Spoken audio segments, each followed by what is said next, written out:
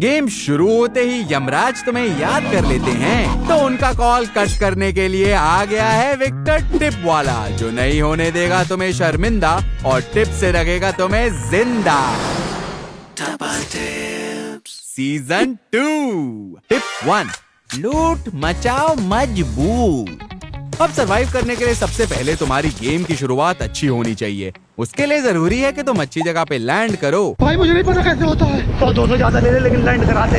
हमेशा landing spots ऐसे choose करने चाहिए जहाँ पे लूट तुम्हें अच्छी सी मिल जाए, और याद रखना जो बंदे हैं ना वो वहाँ ज्यादा नहीं उतरे, ताकि तुम अच्छे से अपनी लूट कंप्लीट कर सको। अच्छी लूट से तुम अपने मैच की एक अच्छी शुरुआत कर सकते हो, ताकि फिर तुम्हें ऐसा ना लगे कि कम ही लग रहा है, थोड़ा और मिलता तो मजा आ जाता। और अच्छी शुरुआत के बाद तुम जब फाइट लेने जाते हो, वहाँ कोशिश करो कि तुम सारे ऑफ एंगल्स देख लो। जैसे मैं यहाँ बैठ जाता हूँ और मुझे लगता है कि भाई मैं तो एकदम सेफ हूँ गोलियों से, क्योंकि मैं हार्ड कवर के पीछे हूँ, लेकिन यहाँ पे एनिमी भाई मुझ पे मौली कर देता है, जिससे मुझे अच्छा खासा डैमेज हो जाता है। लेकिन अगली बार अब यहाँ पे जैसे ही मुझे लगता है कि मैं इस जगह से एनिमी को नॉक नहीं कर पाऊंगा, मैं फटाक से जाके अपना जो एंगल है वो चेंज कर लेता हूँ और नए एंगल से उसको एकदम दे देता हूँ नॉक, जिससे मैं भी सेफ रह पाता हूँ और एक नॉक भी मिल जाता है मुझे। तुम्हें ऐसे ही एंगल उसी शिद्दत से ढूंढने हैं जितनी शिद्दत से मैं तुम्हारा एक कमेंट पढ़ता हूँ। टिप 2, जान है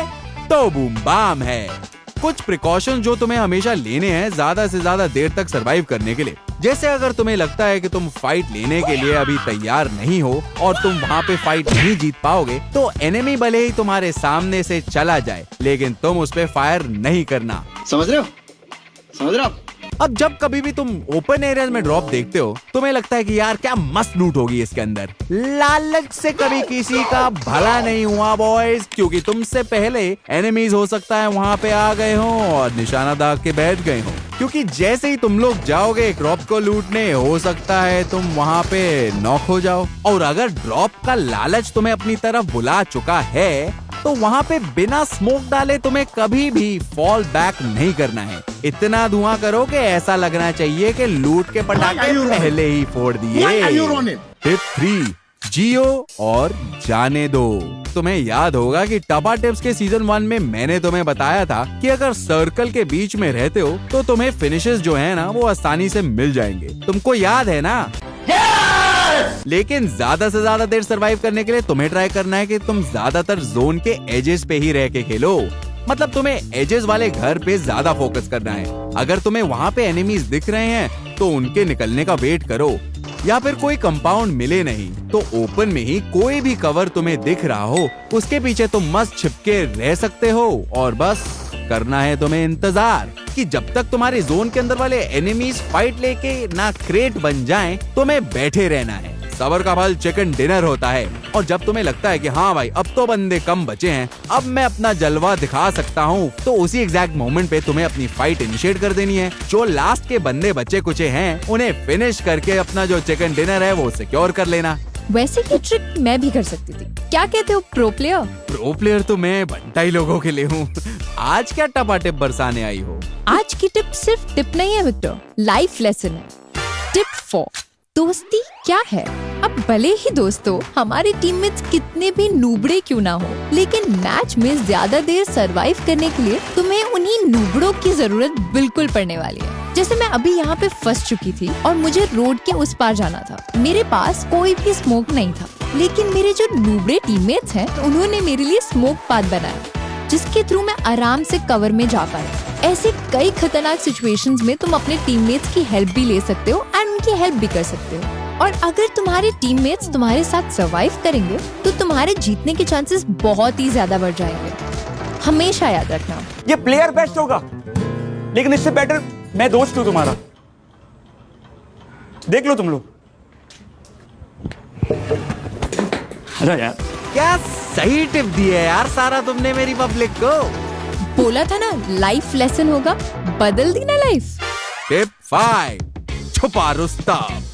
अब ज्यादा देर सरवाइव करने के लिए तुम्हें खेलना पड़ता है स्टेल्थी गेम प्ले, लेकिन यार देखो अंदर का जो बूम बाम करने वाला चुल है ना वो तो बाहर आता ही रहता है। ट्राई करो कुछ ऐसे वेपन्स जो तुम्हारी लोकेशन बिल्कुल भी रिवील नहीं करने वाले, at least long to mid range में। अब इनमें से मेरी सबसे फेवरेट वेपन होती है VSS।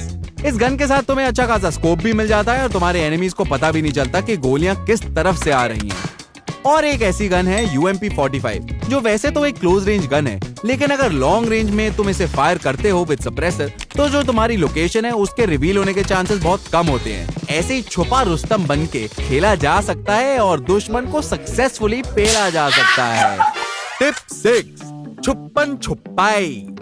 गाइस, कभी कभी सरवाइव करने के लिए तुम्हें आना चाहिए हाइड एंड सीक का ये खतरनाक वाला गेम प्ले, जिसे हम कहते हैं कैंपिंग। DIY हाइडिंग स्पॉट्स बनाने के लिए तुम यूज कर सकते हो लेज ग्रैब को।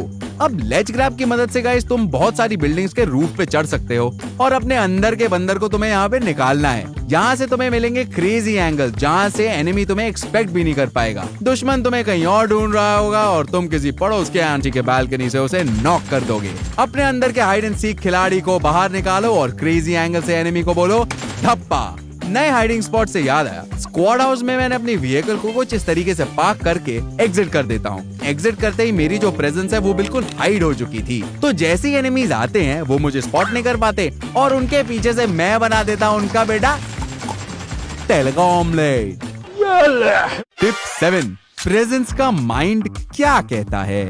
अब गाइस, तुम्हारी प्ले स्टाइल तुम्हें कुछ इस तरीके से बनानी होगी कि किसी भी सिचुएशन में तुम फटाफट से सोच पाओ कि तुम्हें क्या डिसीजन लेना है। जैसे मैं जा रहा होता हूँ यहाँ से, पर जैसे ही मुझे पता चलता है कि मेरे साइड वाले कंपाउंड में बंदे हैं, तो मैं फटाक से अपनी गाड़ी दूसरी साइड घुमा के एक सेफ एंगल से यहाँ से निकल जाता हूँ। अब जैसे ही मेरी कार पे यहाँ पे शॉट्स आने लगते हैं, सबसे पहले मैं अपनी कार को सेव कर देता हूँ और बाद में जैसे ही मेरी टीममेट नॉक होती है तो उसी कार की मदद से मैं अपनी टीममेट के पास जाता हूँ और उसे बचा पाता हूँ।